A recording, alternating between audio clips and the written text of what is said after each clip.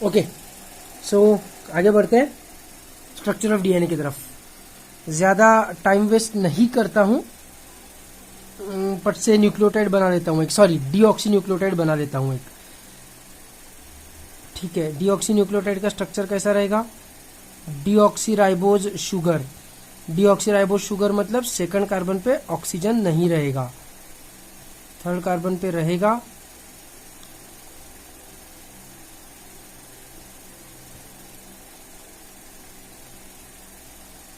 ठीक है, इधर भी रहेगा और इधर H, इधर H, है ना। यहां पर क्या रहेगा? यहां पर हाइड्रोजन न रहते हुए फॉस्फोरिक एसिड रहेगा, और यहां पर अगेन हाइड्रोजन न रहते हुए यहां पर कोई ना कोई नाइट्रोजनस बेस रहेगा, सपोज एडेनिन। रैंडमली बनाया मैंने एडेनिन, कुछ भी बना सकता था। ठीक है, अब इसके नीचे एक और नाइट्रोजनस बेस, यहां पर सपोज थाइमिन है,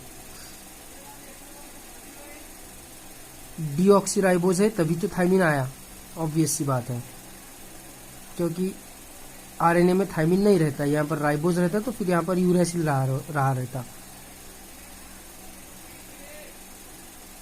CH2O, इसको और ज्यादा खोल दूं क्या मैं? देखो, CH2 को भी मैं पूरे तरीके से खोल देता हूं। देखो CH2,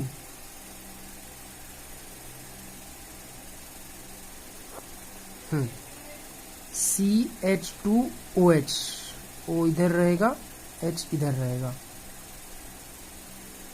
इसको पूरा ही खोल दिया मैंने। ये CH2OH, तो CH2OH, OH, O की दो वैलेंसीज, एक वैलेंसी से उसने कार्बन को पकड़ा है, दूसरे वैलेंसी से हाइड्रोजन को पकड़ा है।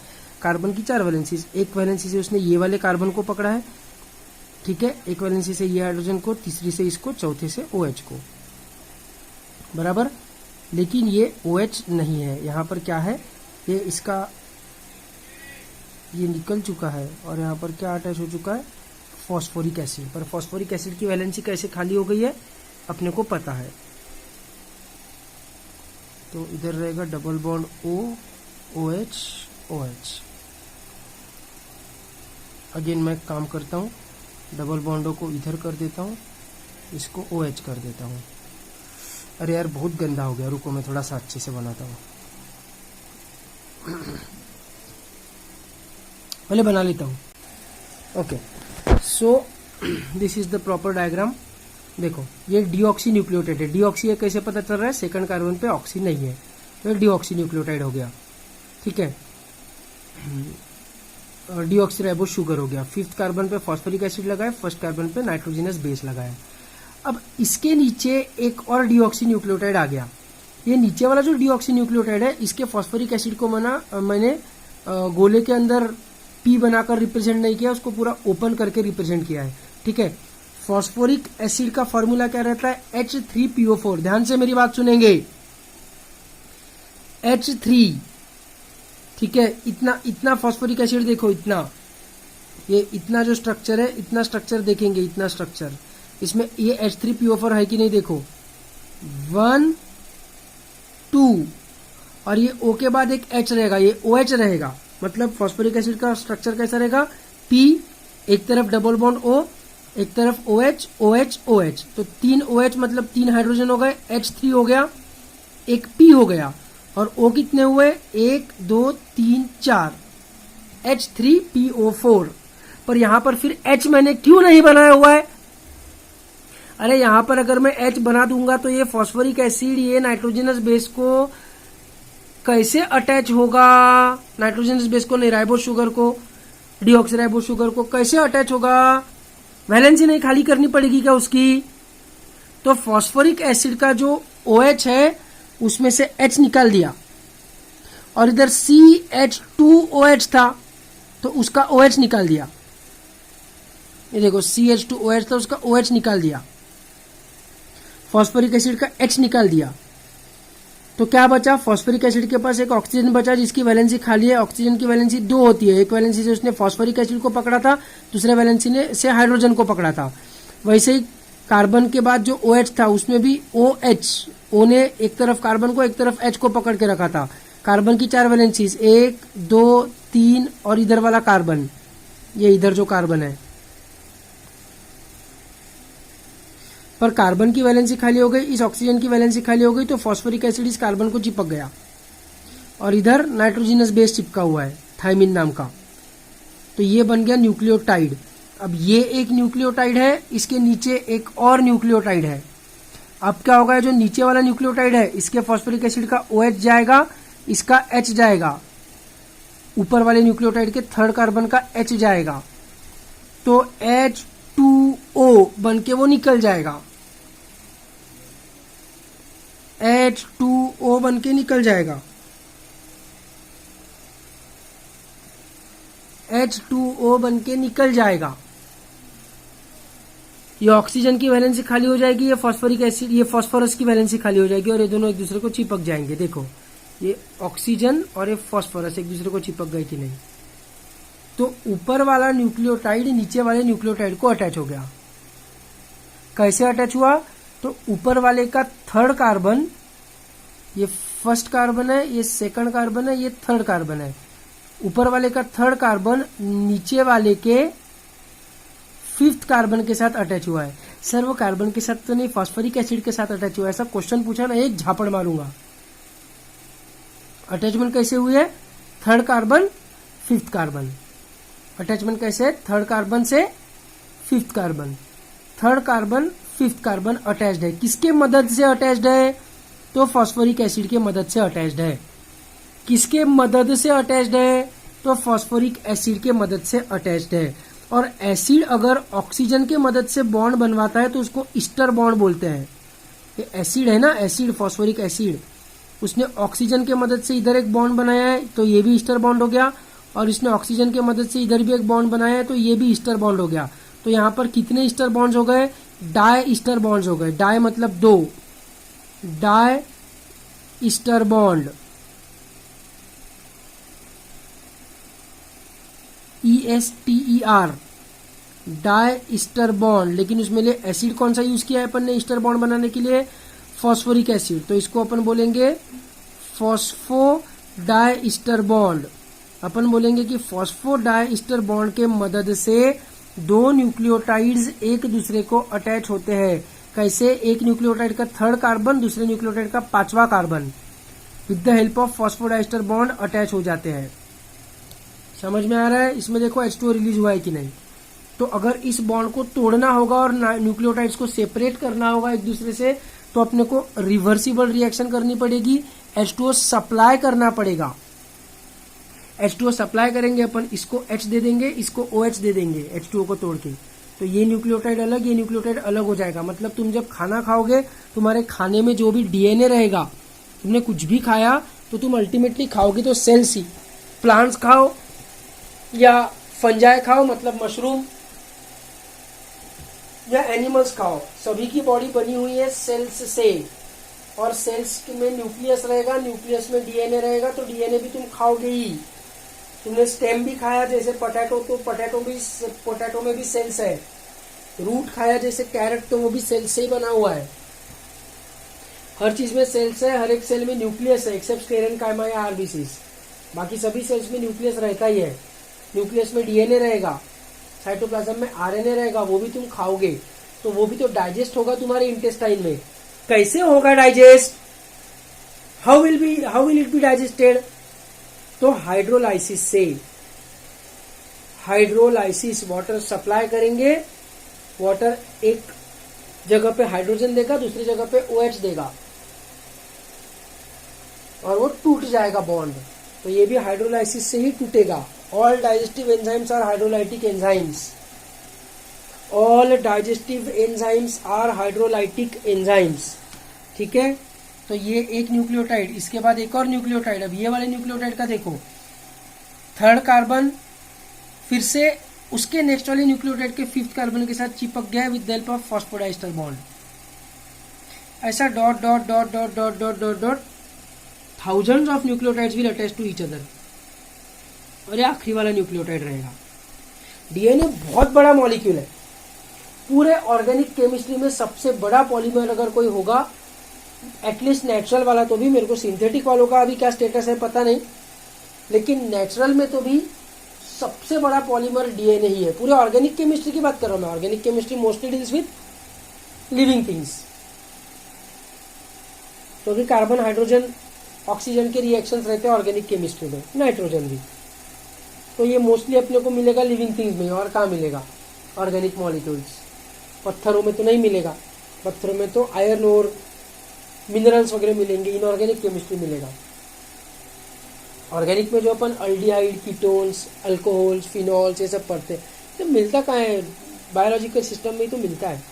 Glucose is an aldehyde, fructose is a ketone, alcohol fermentation से बनाते हैं बैक्टीरिया, है ना। तो फिर वो फिनाइल एलेनिन नाम का अमीनो एसिड, इसमें फिनाइल ग्रुप है, बेंजीन ग्रुप है। तो ये जो भी ऑर्गेनिक केमिस्ट्री अपन पढ़ते हैं अल्टीमेटली मिलता तो लिविंग थिंग्स में ही है ना। तो लिविंग थिंग्स में तो डीएनए से बड़ा कोई पॉलीमर ही नहीं है। अपना जो डेफिनेशन है वो कैसा है कि एक मॉलिक्यूल होगा तो मोनोमर, 2 से 10 मॉलिक्यूल्स होंगे तो ऑलिगोमर, जैसे dimer, trimer, tetramer, pentamer, hexamer, heptamer, octamer, nonamer, decamer, ये सब ऑलिगोमर्स हो गए। और 10 से ज्यादा यूनिट्स मतलब पॉलीमर। ये अपना इन जनरल ऑर्गेनिक केमिस्ट्री का डेफिनेशन है। न्यूक्लिक एसिड्स के लिए इस डेफिनेशन को चेंज किया गया है। न्यूक्लिक एसिड्स में क्या बोलते हैं कि एक न्यूक्लियोटाइड मतलब मोनोमर, और ऑलिगोमर मतलब 2 to 10 न्यूक्लियोटाइड्स नहीं होता है। ऑलिगो न्यूक्लियोटाइड मतलब 2 से 100 न्यूक्लियोटाइड्स अगर एक दूसरे को अटैच होंगे तो उनको बोलते हैं ऑलिगोमर। ऐसा क्यों है? Why is it so? क्योंकि अपने को 2 से 10 वाला अगर अपन ने डेफिनेशन उसका सेट कर दिया तो अपने को ऑलिगो न्यूक्लियोटाइड टर्म का भी यूज ही नहीं करना पड़ेगा, क्योंकि अपने को 2 से 10 न्यूक्लियोटाइड, इतना छोटा स्ट्रक्चर मिलेगा ही नहीं। छोटे से छोटा न्यूक्लिक एसिड का टुकड़ा भी 10 से ज्यादा न्यूक्लियोटाइड्स वाला ही होता है। इतना बड़ा वो मॉलिक्यूल है। सोचो ना यार, एक डीएनए में 2.2 मीटर का टोटल डीएनए रहता है। टोटल डीएनए बोल रहा हूं। DNA is not present as a single thread of 2.2 metres. It is present as many fragments which total up to be 2.2 metres, है ना। नहीं तो फिर डीएनए को कॉइल करने के बाद क्रोमोसोम भी एक ही बना रहता अगर वो कंटिन्यूअस स्ट्रैंड रहा रहता तो। Obviously not. It is present as many fragments. Chromatin fibres के फॉर्म में वो प्रेजेंट रहता है। पर इन क्रोमैटिन फाइबर्स को अगर एंड टू एंड जोड़ते गए हम लोग तो ऑब्वियसली 2.2 मीटर का एक सिंगल रस्सी तैयार हो जाएगी। तो मेरा मुद्दा यह है कि इतना बड़ा मॉलिक्यूल है, बहुत बड़ा मॉलिक्यूल है, लेकिन इनफाइनाइट तो नहीं है ना। कुछ भी कहो, इनफाइनाइट तो नहीं है ना। इनफाइनाइट है क्या? Obviously not. ऑब्वियसली इनफाइनाइट नहीं है। तो इनफाइनाइट नहीं होने के कारण वो कभी ना कभी उसका स्ट्रक्चर रुकेगा। जहां कहीं भी उसका स्ट्रक्चर रुकेगा, सपोज ये उसका लास्ट न्यूक्लियोटाइड है, ये पहला, ये दूसरा, फिर तीसरा, फिर डॉट डॉट डॉट, ऐसे हजारों में तो बोलता, लाखों में तो बोलता, लोग करोड़ों ले लो भाई, करोड़ों न्यूक्लियोटाइड्स एक दूसरे को अटैच हो गए, तो अभी इनफाइनाइट तो नहीं है, कभी ना कभी तो रुकेगा। जहां पे वो चेन की लेंथ रुकेगी, उसका जो आखिरी वाला न्यूक्लियोटाइड रहेगा, वो न्यूक्लियोटाइड का थर्ड कार्बन जो है, उसके नीचे और कोई न्यूक्लियोटाइड है क्या? उसके थर्ड कार्बन को कोई न्यूक्लियोटाइड अटैच्ड है क्या? नहीं। मतलब इसका थर्ड कार्बन है फ्री। तो इसका थर्ड कार्बन फ्री है, तो इसको हम बोलेंगे 3' एंड। इसका थर्ड कार्बन फ्री है तो इसको हम बोलेंगे 3' एंड।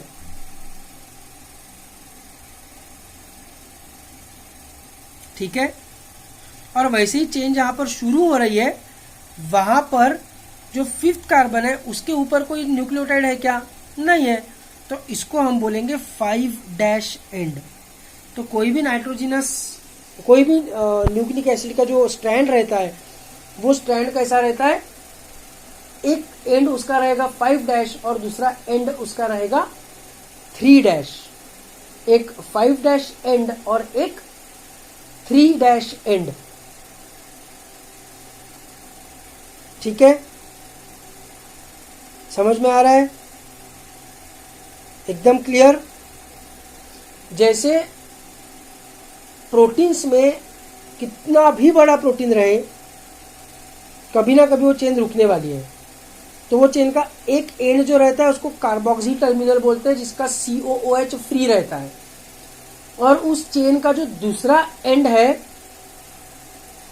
उसको अमीनो टर्मिनल बोलते हैं, क्योंकि उसका नाइट्रोजन वाला जो पार्ट है वो फ्री है ना। पेप्टाइड बॉन्ड में एक अमीनो एसिड का COOH और दूसरे अमीनो एसिड का NH2 एक दूसरे के साथ रिएक्ट करते हैं।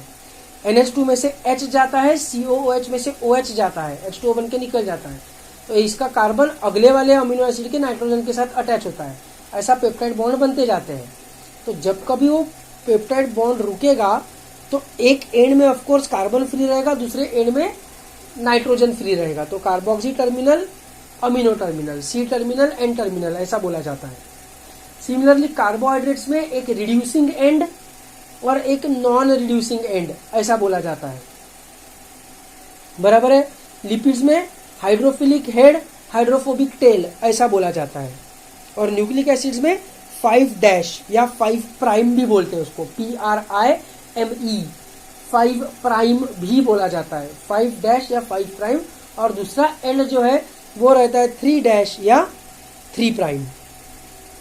3' एंड या 3' एंड। समझे क्या? इजी एकदम, इसमें तो कोई इशू नहीं है। एक स्ट्रैंड तो अपने को क्लियर हो गया। एक स्ट्रैंड तो अपने को क्लियर हो गया कि नहीं? ये देखो, ये ऐसा एक स्ट्रैंड रहेगा। ये जो रस्सी है, ये रस्सी क्या रहेगी? Sugar phosphate. शुगर, फिर फॉस्फोरिक एसिड, फिर अगली शुगर, फिर फॉस्फोरिक एसिड, फिर अगली शुगर मॉलिक्यूल, फिर फॉस्फोरिक एसिड। और शुगर मॉलिक्यूल को क्या लगे हुए हैं? Adenine, guanine, cytosine, guanine, thymine, thymine, adenine, cytosine, guanine, thymine, cytosine. Random बोल रहा हूं मैं। उसका एक एंड रहेगा 5' और दूसरा एंड रहेगा 3'।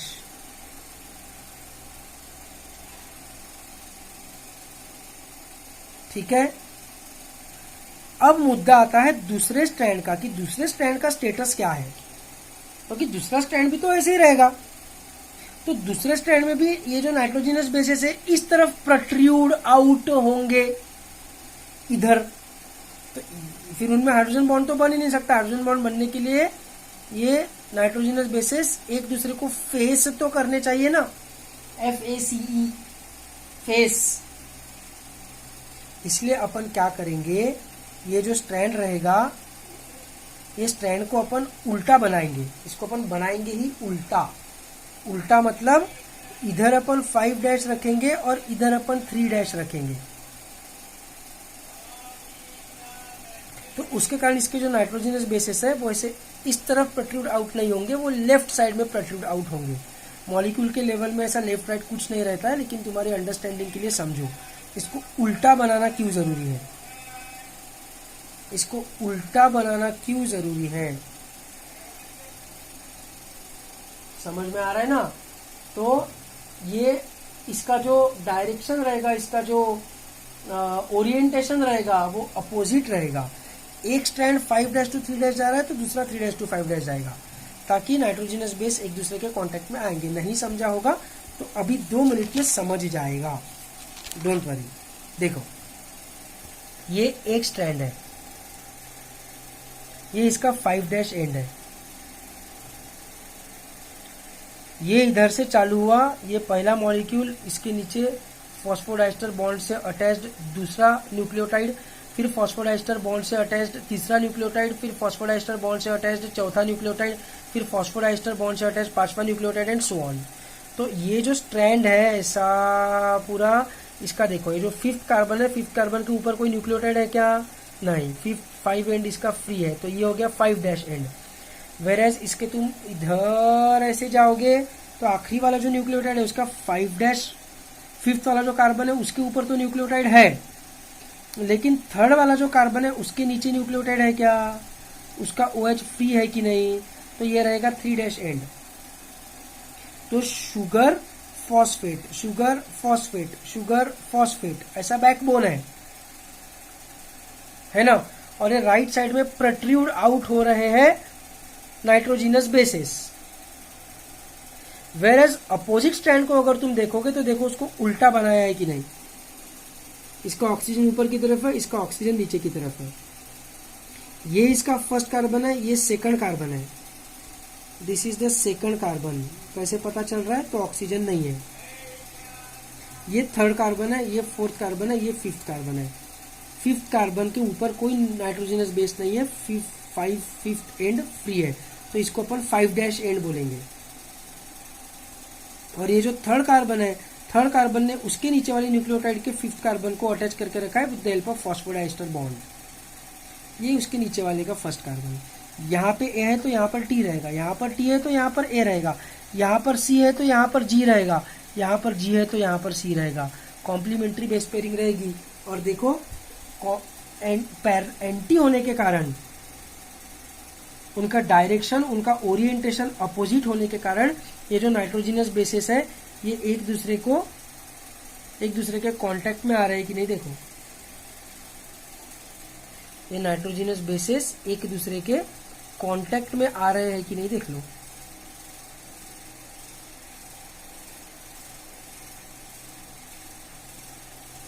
आ रहे हैं ना एक दूसरे के कांटेक्ट में नाइट्रोजिनस बेसिस, और फिर उनमें हाइड्रोजन बॉन्डिंग हो रहा है। ऐसा क्यों हो रहा है, क्योंकि इसको अपन ने उल्टा बनाया है। इसको भी अगर अपन ने सीधा बनाया रहता, यार सिंपल ज्योमेट्री है ना, ऐसा सोचो ना, इसको पकड़ के ऐसा अगर घुमाया तो ये नाइट्रोजनस बेसिस इस तरफ थोड़ी फेस करेंगे, उधर फेस करेंगे, फिर तो हाइड्रोजन बॉन्डिंग बन ही नहीं पाएगी। हाइड्रोजन बॉन्डिंग इसलिए बन रही है, इट इज पॉसिबल बिकॉज वो एंटी है। एंटी मतलब एक ऐसा भाग रहा है तो दूसरा ऐसा भाग रहा है, ठीक है। पहली बात। अब दूसरी बात एक ध्यान में रखो, इसको अपन बोलेंगे डबल स्ट्रैंड, क्योंकि ये एक स्ट्रैंड है और ये दूसरा स्ट्रैंड है ना। तो एक चीज अपने को नोट करके रखनी है कि DNA is always double stranded. DNA is always double stranded except in some viruses, not all viruses, but in some viruses वो सिंगल स्ट्रैंडेड रह सकता है। इसको अपन सिंगल स्ट्रैंडेड RNA वायरस बोलेंगे, समझे क्या। बाकी सभी प्लांट्स में, एनिमल्स में, प्रोटिस्टा में, मोनेरा में वायरस नहीं आते हैं, मोनेरा में बैक्टीरिया आते हैं। सब बैक्टीरियंस का डीएनए डबल स्टैंडर्ड रहेगा, मैक्सिमम वायरसेस का भी डीएनए डबल स्टैंडर्ड रहेगा, except in some single standard DNA virus, बस बाकी सब में डीएनए डबल स्टैंडर्ड रहेगा। And RNA is always single standard. RNA का भी सेम स्ट्रक्चर है, ऐसे ही फॉस्फोडाइस्टर बॉन्ड है, बस डिफरेंस क्या रहेगा आरएनए में, तो सेकंड कार्बन पे यहाँ पर OH रहेगा, उससे कुछ फर्क थोड़ी पड़ रहा है। सेकंड कार्बन वैसे भी रिएक्शन में हिस्सा ले ही नहीं रहा है, रिएक्शन में हिस्सा सेकंड कार्बन ले ही नहीं रहा है। रिएक्शन में ये जो सेकंड कार्बन है ये तो हिस्सा ले ही नहीं रहा है, रिएक्शन में हिस्सा तो थर्ड कार्बन ले रहा है। थर्ड कार्बन तो नॉर्मल है, 2-डीऑक्सीराइबोज है ना वो, तो राइबोज शुगर में OH रहेगा तो 2 में रहेगा। 2 पे तुम कुछ भी छेड़खानी कर दो फर्क नहीं पड़ रहा है, रिएक्शन में फर्क नहीं पड़ रहा है। आरएनए के जो 2 न्यूक्लियोटाइड्स हैं वो भी ऐसे 3' to 5' ही अटैच होंगे, तो only difference will be sugar में। ये यहाँ पर डीऑक्सीराइबोज शुगर है, आरएनए में राइबोज शुगर रहेगी बस। और थाइमिन नहीं मिलेगा आरएनए में यूरेसिल मिलेगा थाइमिन की जगह। बाकी उसका पूरा स्टैंड ऐसे ही बनेगा, तुम लोग बना सकते हो खुद से डायग्राम, मैं आरएनए का अलग से डायग्राम नहीं बना के दूंगा, यू कैन डू इट।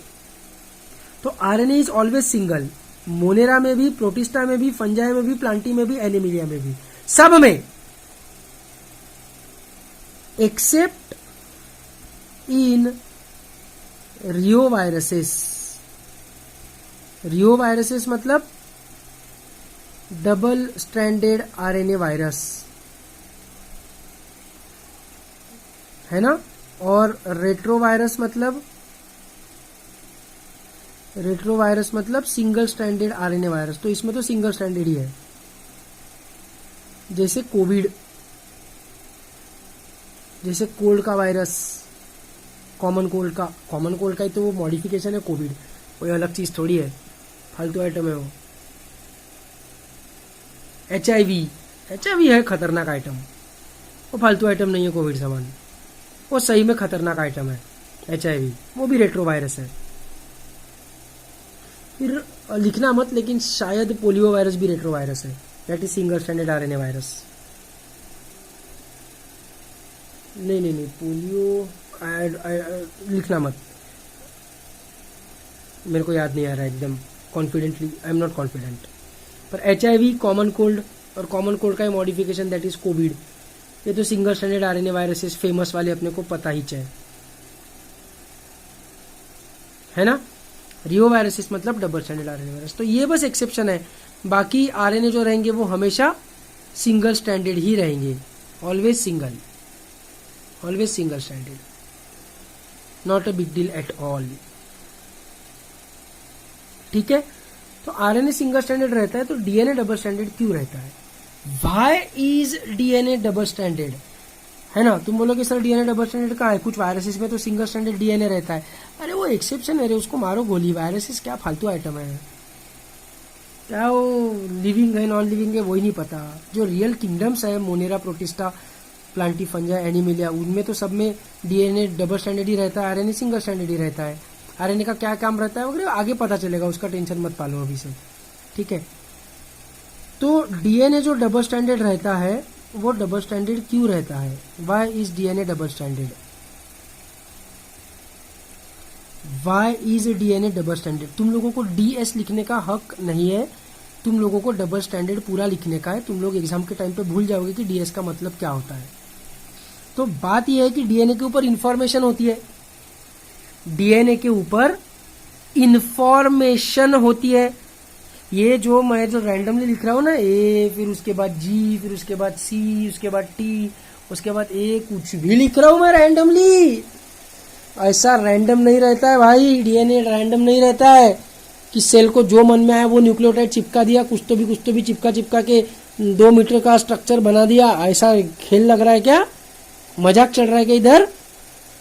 कौन से न्यूक्लियोटाइड के बाद कौन सा न्यूक्लियोटाइड लगाने का? ये जो 4 न्यूक्लियोटाइड्स है, 4 प्रकार के, इनके बिलियंस ऑफ कॉपीज है, और उनका जो सीक्वेंस रहता है वो सीक्वेंस टिपिकल सीक्वेंस रहता है, नॉलेजेबल सीक्वेंस रहता है, मीनिंगफुल सीक्वेंस रहता है।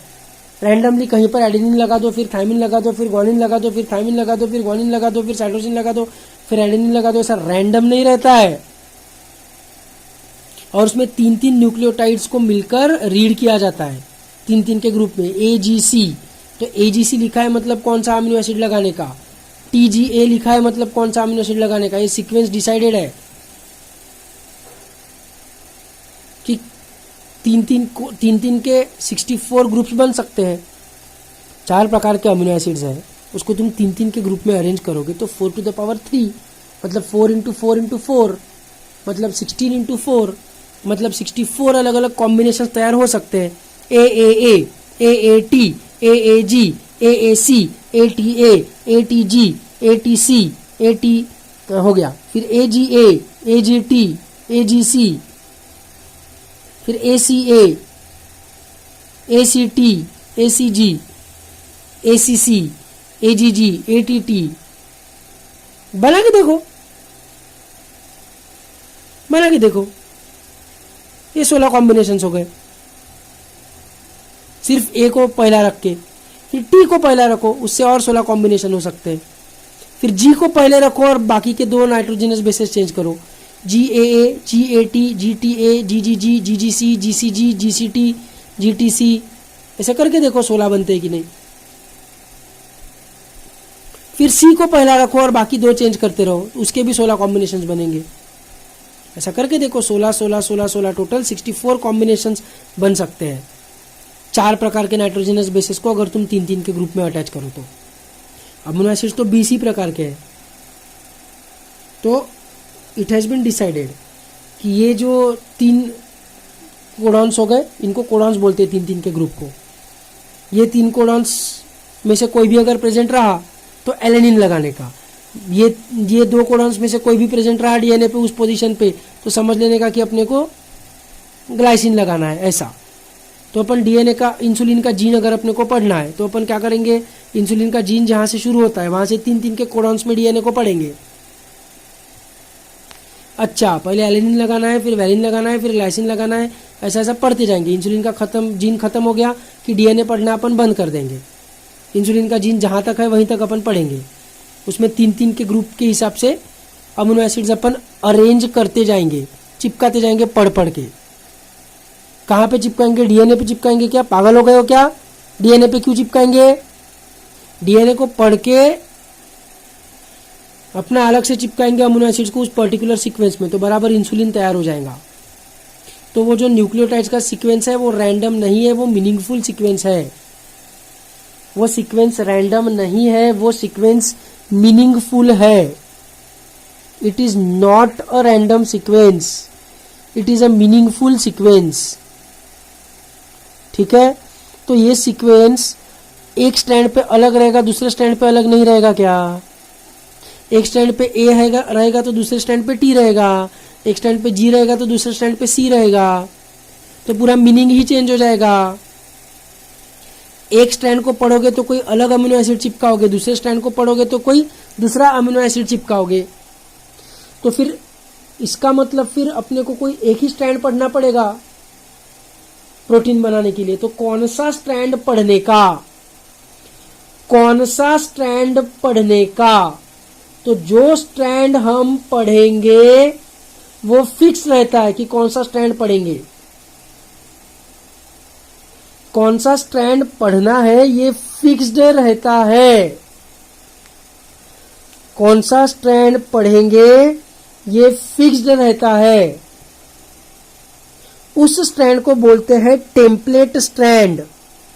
उस स्ट्रैंड को बोलते हैं template strand. The meaningful DNA strand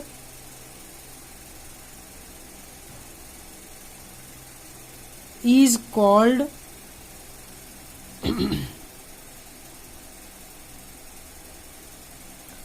template strand. The meaningful DNA strand is called template strand. मतलब अपन एक ही स्ट्रैंड को रीड करेंगे प्रोटीन्स बनाते वक्त। अरे अगर अपने को एक ही स्ट्रैंड रीड करना है प्रोटीन बनाते वक्त महान लोगों, तो दूसरे स्ट्रैंड की रिक्वायरमेंट क्या है फिर, है ना? तो दूसरा स्ट्रैंड जो है वो सिर्फ और सिर्फ प्रोटेक्शन के लिए है, उसको कोई रीड नहीं करता है, वो यूजलेस है इंफॉर्मेशन के पॉइंट ऑफ व्यू से। वैसा वो बहुत जरूरी है। Is only for protection, the other strand is only for protection and for preventing self coiling। Self coiling को प्रिवेंट करने के लिए बस दूसरा स्ट्रैंड रहता है। सेल्फ कॉइलिंग को प्रिवेंट करने के लिए बस दूसरा स्ट्रैंड एग्जिस्ट करता है, बाकी दूसरे स्ट्रैंड की कोई रिक्वायरमेंट नहीं है।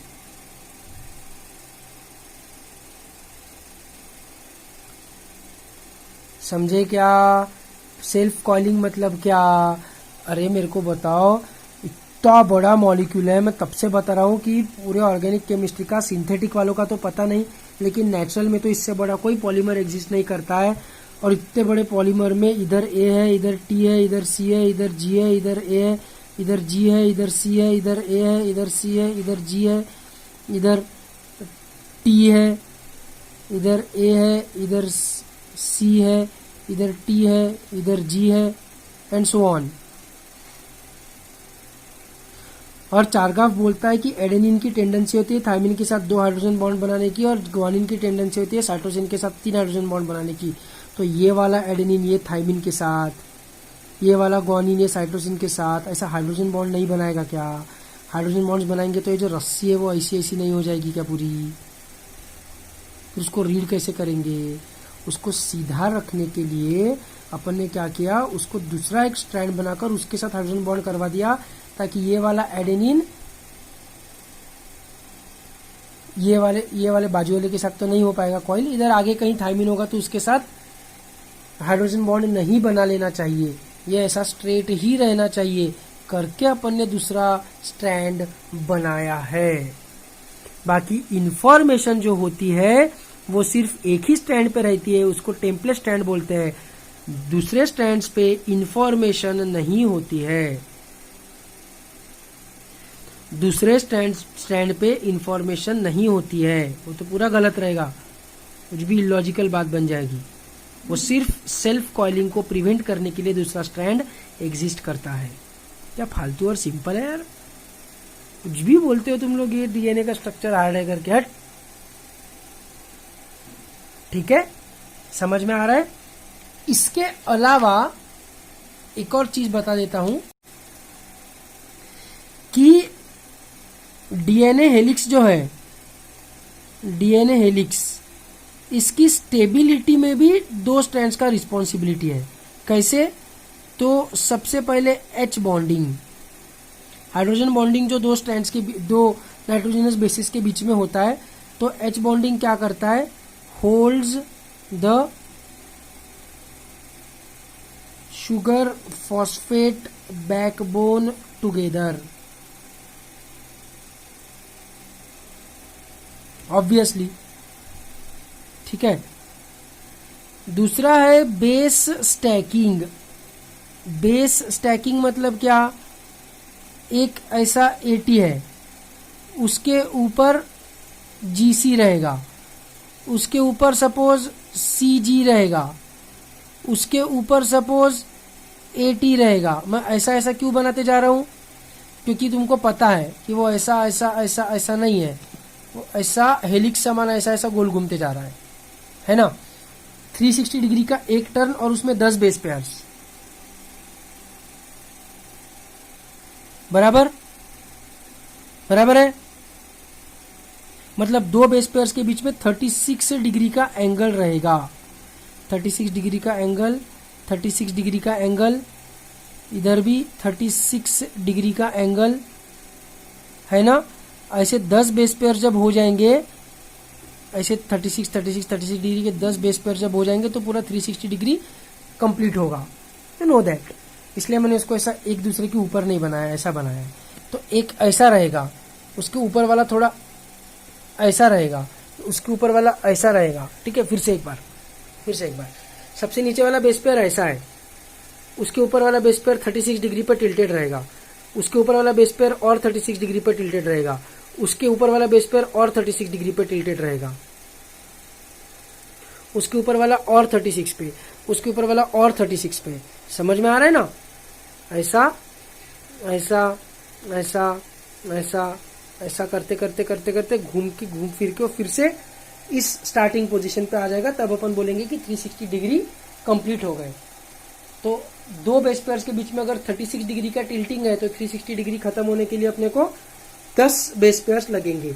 या हम ऐसा बोल सकते हैं कि 10 बेस पेयर्स से मिलके अगर 360 डिग्री कंप्लीट कर रहे हैं तो उनके बीच में 36 डिग्री का एंगल रहेगा, ये भी बोल सकते हैं। तो this is called as base stacking. जैसे पत्ते रहते हैं ना, पत्ते, ठीक है, तो पत्तों से ऐसा वो स्ट्रक्चर बनाते हैं, प्लेइंग कार्ड्स, पत्ते मतलब, ठीक है। देखो इस टाइप से ऐसा एंगल इसका ऐसा ऐसा ऐसा। अब मेरे पास तो एक क्या 52 प्लेइंग कार्ड्स है, एक ही सेट है, पर ऐसा ऐसा इतना बड़ा टावर बना लेते हैं वो पत्तों से, उसको ऐसा टेबल के एज पे वगैरह रखते हैं। तुमने ऐसे देखे होंगे कलाकार लोग। तो ऐसा क्यों होता है? क्योंकि ये जो पत्ता है ये भले ही ऐसा है हवा में, है ना, ये पूरा ऐसा टिका हुआ नहीं है, हवा में है, तो भी ये गिरेगा नहीं, क्योंकि इसका आधा पार्ट कनेक्टेड है। ये वाला पत्ता गिरेगा नहीं क्योंकि इसका आधा पार्ट कनेक्टेड है। ये वाला पत्ता गिरेगा नहीं क्योंकि इसका आधा पार्ट कनेक्टेड है। ये वाला पत्ता गिरेगा नहीं क्योंकि इसका आधा पार्ट कनेक्टेड है। समझ में आ रहा है? मैं तो उतना आर्टिस्ट नहीं हूं, लेकिन लोग ऐसे पत्तों को अरेंज करके फिर इसके ऊपर एक और पत्ता, फिर उसके ऊपर एक और पत्ता, ऐसा ऐसा ऐसा ऐसा पूरा हेलिक्स बनाते हैं पत्तों का। वो हेलिक्स गिरता क्यों नहीं है? क्योंकि सब एक दूसरे को सपोर्ट कर रहे हैं। समझ में आ रहा है? तो वैसे ही वो जो बेसिस है डीएनए में, वो डीएनए के बेसिस भी स्टैक्ड है लाइक प्लेइंग कार्ड्स, और इसलिए बेस स्टैकिंग के कारण भी डीएनए हेलिक्स की स्टेबिलिटी रहती है। ठीक है। तीसरी चीज है हाइड्रोफोबिक इंटरैक्शंस। हाइड्रोफोबिक क्या है तुमको पता है? Water hating. तो क्या होता है, नाइट्रोजिनस बेसिस वाटर हेटिंग है और शुगर फॉस्फेट का जो बैकबोन है वो वाटर लविंग है। तो वैसा होने के कारण क्या होता है, ये जो बेसिकली हेलिक्स बन रहा है ना, वो इसीलिए बन रहा है क्योंकि ऐसा तुमने जब डबल स्टैंड बनाया, तो ये डबल स्टैंड में क्या है, इधर से और कॉपी के नीचे से तो ये नाइट्रोजिनस बेसिस को पानी लगेगा ही ना। इधर से नहीं लगेगा पानी, इधर शुगर फॉस्फेट बैकबोन आ जाएगा। इधर से भी नहीं लगेगा पानी क्योंकि इधर शुगर फॉस्फेट बैकबोन आ जाएगा। लेकिन इधर से और नीचे से तो पानी टच होगा ही। न्यूक्लियोप्लाज्म में तो पानी रहेगा ना, न्यूक्लियस में डीएनए रहेगा तो न्यूक्लियोप्लाज्म में पानी तो रहेगा, वो पानी तो टच होगा ही। वो पानी को टच होने से रोकने के लिए उपाय क्या है, तो डीएनए को हेलिक्स बना दो।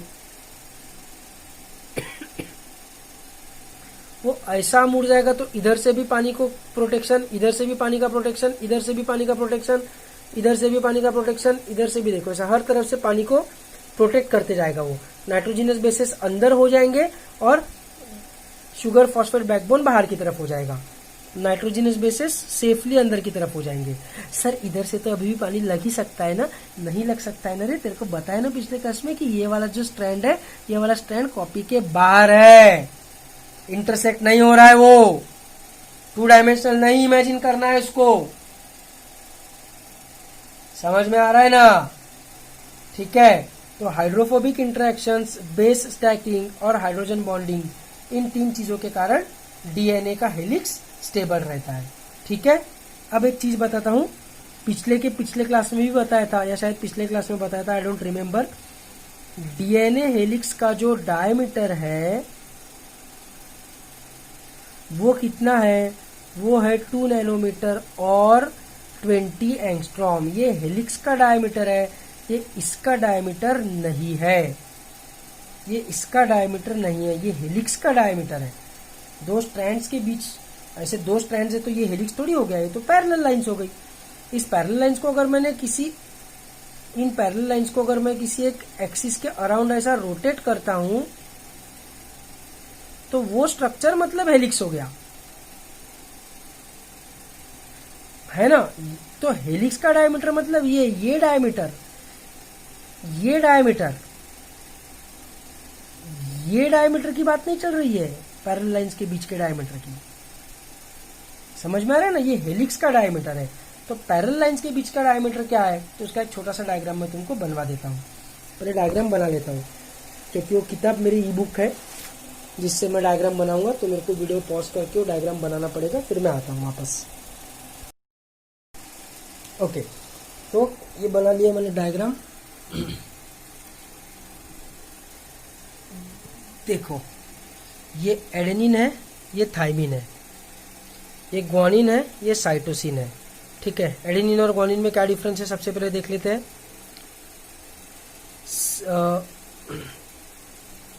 CCCNCN, CCCNCN, ये तो सेम है। फिर ये जो 2 C है, इन्होंने एक N को पकड़ा है, दोनों N ने C को पकड़ा है। ये जो 2 C है, इन्होंने एक N को पकड़ा है, दोनों N ने एक C को पकड़ा है, ये भी सेम है। ठीक है। द ओनली डिफरेंस इज कि यहां पर एडेनिन में NH2 है, यहां पर ग्वानिन में C डबल बॉन्ड O है। यहां पर एडेनिन में सीधा हाइड्रोजन है, यहां पर ग्वानिन में NH2 है। मतलब बेसिकली एडेनिन का NH2 इधर शिफ्ट हो गया है और इधर डबल बॉन्ड O लग गया है, तो ग्वानिन बन जाता है बस। ठीक है। सिमिलरली थाइमिन और साइटोसिन, थायमीन और साइटोसिन में क्या डिफरेंस है? तो थायमीन का CH3 निकल गया यहाँ से, और यहाँ पर देखो CCCNCN एक ही रिंग है, डबल रिंग स्ट्रक्चर नहीं है, और यहाँ का डबल बॉन्ड O निकलकर थायमीन में NH2 लग गया है, सॉरी साइटोसिन में। बाकी सेम है, CCCNCN CCCNCN। तो सिर्फ एडेनिन और थायमीन का याद रखने का स्ट्रक्चर, जहां पर अपने को एडेनिन नहीं दिखा वो समझ जाएगा कि ग्वानिन है, और वो भी पूरा स्ट्रक्चर याद नहीं रखने का, बस इतना याद रखने का कि सिर्फ NH2 है, कहीं पर भी डबल बॉन्ड O नहीं है। अगर डबल बॉन्ड O दिख गया तो समझ जाने का कि ग्वानिन है, 2 रिंग्स रहेंगे।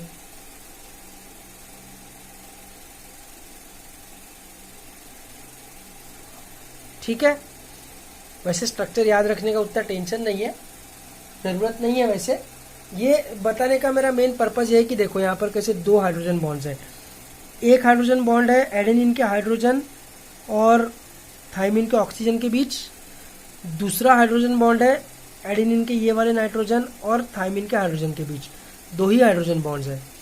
और एडेनिन का सबसे एंडिंग वाला जो कार्बन है, ये पहला कार्बन है एडेनिन का, ठीक है, ये शुगर के साथ अटैच होगा। कौन सी शुगर के साथ? डीऑक्सीराइबोस शुगर या राइबोस शुगर के साथ। ये पहला कार्बन है थायमीन का, ये किसके साथ अटैच होगा? तो राइबोस शुगर के साथ। डीऑक्सीराइबोस के साथ नहीं होगा, सॉरी डीऑक्सीराइबोस के साथ, राइबोस शुगर के साथ नहीं होगा, क्योंकि आरएनए में थायमीन अपने को नहीं मिलता है। ठीक है, तो ये पहला कार्बन है, ये इसका पहला कार्बन है। तो इन दोनों के बीच का डिस्टेंस कितना है? 11.1 एंगस्ट्रॉम। वेरएस तुम ग्वानिन और साइटोसिन को देखोगे तो यहाँ पर तुमको 3 हाइड्रोजन बॉन्ड्स दिखेंगे। एक तो ये वाला हाइड्रोजन बॉन्ड है, दूसरा ये वाला हाइड्रोजन बॉन्ड है, तीसरा ये वाला हाइड्रोजन बॉन्ड है। अगेन ये पहला कार्बन है ग्वानिन का, ये पहला कार्बन है साइटोसिन का। इन दोनों के बीच में कितनी गैप है? तो 10.8 एंगस्ट्रॉम। इधर 11.1 था, इधर 10.8 है। तो एडेनिन और थायमीन के बीच की जो गैप है वो देखो कितनी है, ग्वानिन और साइटोसिन के बीच की गैप है वो कि देखो कितनी है।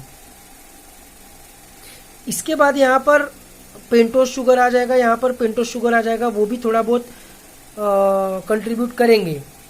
कितना कंट्रीब्यूट करेंगे? 20 एंगस्ट्रॉम तो नहीं हो जाएगा ना, इतना तो कंफर्म है ना। यहाँ पर भी जब डीऑक्सीराइबोस शुगर लगेगा, यहाँ पर डीऑक्सीराइबोस शुगर लगेगा, तो फिर अपने को इधर से गिनना पड़ेगा डायमीटर, ऐसा यहाँ से लेकर यहाँ तक। तो it will be more than 10.8, it will be more than 11.1, पर वो डेफिनेटली 20 एंगस्ट्रॉम तो नहीं हो जाएगा, इतना कंफर्म है। डबल तो नहीं हो जाएगा इसके, ऐसे सिर्फ 2 यहाँ पर पेंटोस के मॉलिक्यूल्स ऐड होने से, ये तो कंफर्म है। तो फिर अगर ये 20 एंगस्ट्रॉम नहीं है तो फिर 20 एंगस्ट्रॉम क्या रहता है? तो 20 एंगस्ट्रॉम ये है, ये 20 एंगस्ट्रॉम ये है। ये कितना है? Slightly more than 10, less than 20। अब एग्जैक्टली कितना है पता नहीं, लेनिंजर में इसके और इसके बीच का डायमीटर दिया है, पेंटोज को कंसीडर करके फिर वो कितना हो जाएगा वो नहीं दिया हुआ है, तो आई डोंट नो। पर ये एडेनिन और थायमीन के बीच में 11.1 एंगस्ट्रॉम, ग्वानिन और साइटोसिन के बीच में 10.8 एंगस्ट्रॉम। ठीक है, 20 एंगस्ट्रॉम जो है दैट इज 2 नैनोमीटर, वो इसके बीच का डिफरेंस नहीं है। 20 एंगस्ट्रॉम जो है वो इसके बीच का डिफरेंस नहीं है, वो इसके बीच का डिफरेंस है। ये माइनर ग्रूव है, ये मेजर ग्रूव है। This is the major groove, groove है ना गड्ढा, और this is the minor groove. तो एक्सिस एक्चुअली में किसका है? 20 नैनोमीटर है 2 एंगस्ट्रॉम, सॉरी 20 एंगस्ट्रॉम है 2 नैनोमीटर, किसका डायमीटर है वो मैं डायग्राम में बता ही नहीं सकता, टू डायमेंशनल डायग्राम में। ये इसका इमेजिनरी एक्सिस का डायमीटर 20 एंगस्ट्रॉम या 2 नैनोमीटर है, इसका डायमीटर 20 एंगस्ट्रॉम या 2 नैनोमीटर नहीं है, इसका स्लाइटली मोर देन 10 एंगस्ट्रॉम है। समझ में आ रही है बात? ठीक है, क्लियर एकदम। तो वो चीज एक तो दिमाग से निकाल दो। दूसरी बात, एक्वियस सोल्यूशन में अगर पानी की कमी रही तो ये जो डीएनए है ना, जो अपन ने अभी पूरा देखा 20 एंगस्ट्रॉम 2 नैनोमीटर, ये जो भी अपन ने देखा, ठीक है, फिर 34 एंगस्ट्रॉम की length, 10 base pairs in 1 helix, इसको बोलते हैं Watson Crick model of DNA या B DNA. This is called as B DNA. This is usually found in our cells. Nucleus में अपने को ये बीडीएनए मिलता है। लेकिन टेस्ट ट्यूब में एक्वियस सोल्यूशन जब अपन निकालते हैं तब अगर पानी की कमी रही, कंसंट्रेटेड सोल्यूशन रहा, तो वो डीएनए ए फॉर्म ले लेता है। इसमें क्या होता है, बीडीएनए से कैसा अलग है ये, तो राइट हैंडेड हेलिक्स तो रहता ही है, उसमें तो कोई डाउट ही नहीं है, हेलिक्स राइट हैंडेड है, ठीक है, हेलिक्स का जो टर्न है वो राइट हैंडेड है। लेकिन बीडीएनए अपना जो नॉर्मल डीएनए है जो न्यूक्लियस में मिलता है उसमें 10 बेस पेयर्स रहते हैं पर टर्न, ए डीएनए में 11 बेस पेयर्स रहते हैं, ठीक है। बीडीएनए का डायमीटर 20 एंगस्ट्रॉम रहता है, ए डीएनए का 26 एंगस्ट्रॉम रहता है, मतलब वो ऐसा दब जाएगा थोड़ा, है ना, जो हेलिक्स है वो ज्यादा लंबा हेलिक्स हो जाएगा, बराबर है, लंबा मतलब डीपन हो जाएगा वो हेलिक्स, जैसा ये जो डायग्राम मैंने बनाया था इधर, ये अगर बीडीएनए होगा, ये बीडीएनए का हेलिक्स होगा इतना 20 एंगस्ट्रॉम का, तो ये ए डीएनए का हेलिक्स रहेगा 26 एंगस्ट्रॉम का, ऐसा समझ लो, ठीक है। उसके बाद हेलिक्स राइज पर बेस पेयर में हेलिक्स कितना बढ़ता है, तो इधर 3.4 एंगस्ट्रॉम बढ़ता है, मतलब दो बेस पेयर के बीच में 3.4 एंगस्ट्रॉम का डिस्टेंस है बीडीएनए में। एडीएनए में वो डिस्टेंस रहता है 2.6 एंगस्ट्रॉम का, ठीक है। इसके अलावा सेल्स में कभी कभी अपने को अगर ऐसा कभी डीएनए का पार्ट रहा जहां पर एक प्यूरिन फिर उसके बाद तुरंत पिरिमिडिन, मतलब ए जी ऐसा है अगर, ठीक है, एक ही स्टैंड पे बोल रहा हूं, दूसरे स्टैंड पे नहीं, बेवकूफ टाइप नहीं सोचने का। एक स्टैंड पे ए रहा तो दूसरे स्टैंड पे टी रहेगा, दूसरे स्टैंड की बात नहीं कर रहा हूं, एक ही स्टैंड की, इधर एक प्यूरिन है फिर तुरंत पिरिमिडिन है, फिर प्यूरिन है फिर तुरंत पिरिमिडिन है, फिर प्यूरिन है फिर तुरंत पिरिमिडिन है, ऐसा अगर रहा तो कभी कभी डीएनए जो है वो लेफ्ट हैंडेड हो जाता है, उसको बोलते हैं जेड डीएनए। तो डीएनए का हेलिक्स जो है वो लेफ्ट हैंडेड हो जाता है। जेड डीएनए में बेस पेयर पर हेलिक्स रहता है 12 बेस पेयर्स पर टर्न, एक हेलिक्स में 12 रहेंगे, इसका डायमीटर रहेगा 18 एंगस्ट्रॉम और दो हेलिक्स के बीच का डिस्टेंस रहेगा 3.7 एंगस्ट्रॉम। ये जेड डीएनए बोलते हैं। ये बैक्टीरियल इवन यूकेरियोटिक सेल्स में भी कुछ पोर्शंस में मिला है। इसका एग्जैक्टली फंक्शन क्या है अपने को अब तक पता नहीं चला है। ये जो है ये अपना नॉर्मल डीएनए है, इसकी वैल्यूज अपने लिए इंपॉर्टेंट है, ये वैल्यूज अपने लिए इंपॉर्टेंट है एग्जाम के पॉइंट ऑफ व्यू से। यही अपने को 99% केसेस में मिलता है। और टेस्ट ट्यूब में अगर पानी की कमी रही तो वो डीएनए ऐसा फॉर्म ले लेता है, इसको बोलते हैं एडीएनए। समझे? तो इतना पढ़ के आज की क्लास में अपन रुकते हैं। आज के क्लास में जो जो मैंने पढ़ाया वो मैं तुमको नोट्स के लिए दिखा देता हूँ। ये सबसे पहले फॉस्फोडाइस्टर बॉन्ड कैसे बनता है,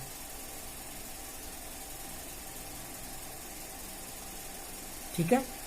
फिर ये पूरी चेन, एक 5' to 3', दूसरा 3' to 5', फिर ये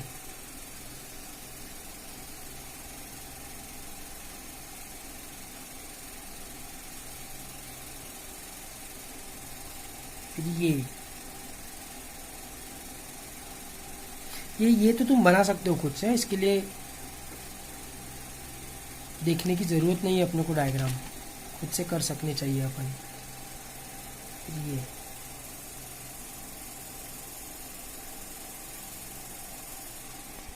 ये एडेनिन और थाइमिन में इतना डिस्टेंस और ग्वानिन और साइटोसिन में इतना डिस्टेंस।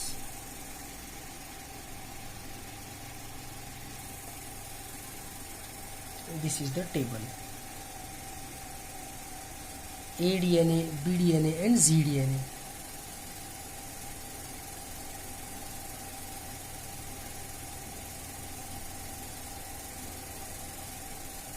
ठीक है, तो with this we will stop for today. Good bye.